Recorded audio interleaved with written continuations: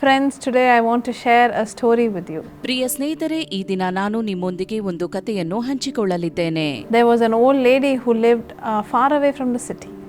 ಒಬ್ಬ ಸ್ತ್ರೀ ಪಟ್ಟಣದಿಂದ ದೂರದಲ್ಲಿ ವಾಸಿಸುತ್ತಿದ್ದರು. She did not have any family living with her. She was living all alone. ಆಕೆ ಒಬ್ಬಂಟಿಯಾಗಿ ಜೀವಿಸುತ್ತಿದ್ದಳು. ಕುಟುಂಬವೂ ಇರಲಿಲ್ಲ. For every blessing or anything that happened in her life, she used to pray loudly and say, "Thank you, Jesus, for this." ಆಕೆಗೆ ದೊರೆಯುವಂತ ಯಾವುದೇ ಆಶೀರ್ವಾದಕ್ಕಾಗಿ ಆಕೆ ಗಟ್ಟಿಯಾದ ಸ್ವರದಿಂದ ಸ್ತೋತ್ರ ಹೇಳುತ್ತಿದ್ದಳು. Her neighbors did not have the same faith. ಆದರೆ ಪಕ್ಕದ ಮನೆಯವರಿಗೆ ಅದೇ ನಂಬಿಕೆ ಇರಲಿಲ್ಲ.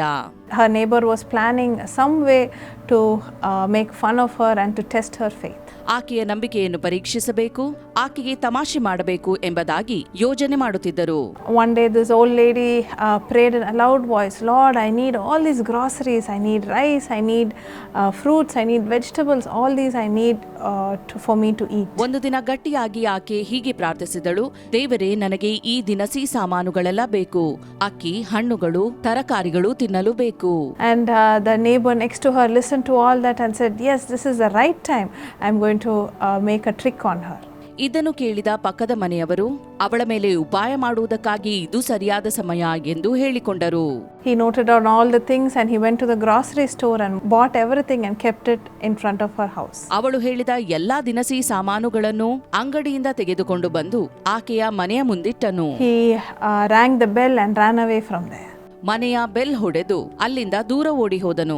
The old lady opened and saw this bag full of groceries. ಈ ವೃದ್ಧ ಸ್ತ್ರೀ ಮನೆ ಬಾಗಲನ್ನು ತೆರೆದು ದಿನಸಿ ತುಂಬಿರುವ ಚೀಲವನ್ನು ನೋಡಿದಳು. She was so happy and she said, "Jesus, thank you for all these things that I wanted." ಆಕೆ ಸಂತೋಷಗೊಂಡು ಗಟ್ಟಿಯಾದ ಸ್ವರದಿಂದ, ಯೇಸುವೆ, ನನಗೆ ಬೇಕಾಗಿದ್ದ ಎಲ್ಲಾ ವಸ್ತುವನ್ನು ಕೊಟ್ಟದಕ್ಕಾಗಿ ಸ್ತೋತ್ರ. At that time the neighbor ran out and said, "See, old lady, I tricked you.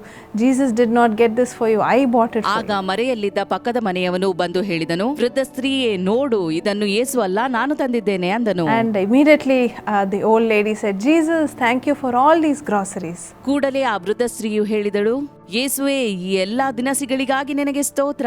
You gave me all what I wanted and you even made the devil pay for it. ದೇವರೇ, ನನಗೆ ಬೇಕಾಗಿದ್ದೆಲ್ಲವನ್ನೂ ನೀನು ದಯಪಾಲಿಸಿದೆ, ಅದಕ್ಕಾಗಿ ಸೈತಾನನು ಹಣ ತೆರುವಂತೆ ಮಾಡಿದೆ. The neighbor was so upset he went away to his house. ಪಕ್ಕದ ಮನೆಯವನು ತಲೆಕೆಳಗೆ ಮಾಡಿ ನಿರಾಸೆಯಿಂದ ತನ್ನ ಮನೆಗೆ ಹೋದನು. This is just a funny story to encourage your faith. ನಿಮ್ಮ ನಂಬಿಕೆಯನ್ನು ಪ್ರೋತ್ಸಾಹಿಸುವುದಕ್ಕಾಗಿ ಇದೊಂದು ತಮಾಷೆಯ ಕಥೆಯಾಗಿದೆ.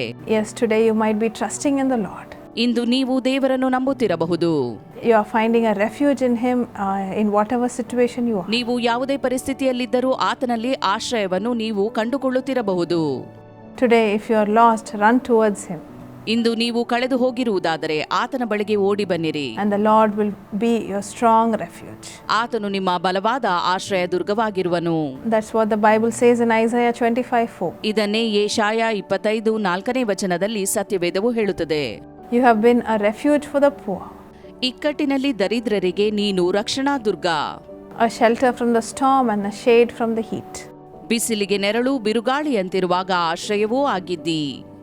Yes, the Lord is your shade, my dear friends. ಹೌದು ಪ್ರಿಯ ಸ್ನೇಹಿತರೆ, ದೇವರು ನಿಮ್ಮ ನೆರಳಾಗಿದ್ದಾನೆ. In this harsh world where we are so uncertain, the Lord will be your protection. ತುಂಬಾ ಅನಿಶ್ಚಿತವಾಗಿರುವ ಈ ಕಠಿಣ ಜಗತ್ತಿನಲ್ಲಿ ದೇವರೇ ನಮಗೆ ರಕ್ಷಣೆಯಾಗಿದ್ದಾನೆ. Submit your life and submit the life of your children into the hands of Jesus. ನಿಮ್ಮ ಜೀವಿತವನ್ನು, ನಿಮ್ಮ ಮಕ್ಕಳ ಜೀವಿತವನ್ನು ಯೇಸು ಕ್ರಿಸ್ತನ ಕೈಗೆ ಒಪ್ಪಿಸಿರಿ. Let's pray together. ನಾವು ಒಟ್ಟಾಗಿ ಪ್ರಾರ್ಥಿಸುವ. Jesus, today I commit all our lives into your hands, Father. ಯೇಸುವೆ, ನಮ್ಮೆಲ್ಲರ ಜೀವಿತವನ್ನು ನಿನ್ನ ಹಸ್ತಕ್ಕೆ ಈ ದಿನ ಒಪ್ಪಿಸಿಕೊಡುತ್ತೇವೆ. Lord, when we do that, how much of peace you grant us. ನಾವು ಹೀಗೆ ಮಾಡುವಾಗ ನೀನು ಎಷ್ಟಾಗಿ ನಮಗೆ ಶಾಂತಿಯನ್ನು ದಯಪಾಲಿಸುತ್ತಿ. Just like how this old lady had so much faith in you, help us to always trust you in each decision in our lives. ಆ ವೃದ್ಧ ಸ್ತ್ರೀಯಲ್ಲಿ ಇದ್ದಂತಹ ನಂಬಿಕೆಯಂತೆ ನಮ್ಮ ಜೀವಿತದ ಪ್ರತಿ ನಿರ್ಧಾರದಲ್ಲಿಯೂ ನಿನ್ನನ್ನು ಆತುಕೊಳ್ಳುವುದಕ್ಕೆ ಸಹಾಯ ಮಾಡು. Help us to always have the same faith. ಅದೇ ನಂಬಿಕೆಯನ್ನು ನಾವು ಕೂಡ ಹೊಂದಿಕೊಳ್ಳುವಂತೆ ಮಾಡು. Lord, we give our families and the families of our children into your lives. ನಮ್ಮ ಕುಟುಂಬವನ್ನು, ನಮ್ಮ ಮಕ್ಕಳ ಕುಟುಂಬವನ್ನು ನಿನ್ನ ಹಸ್ತಕ್ಕೆ ಒಪ್ಪಿಸಿಕೊಡುತ್ತೇವೆ. Protect them and lead them, Father. ಅವರನ್ನು ನೀನು ಕಾಪಾಡು ಮತ್ತು ನಡೆಸು.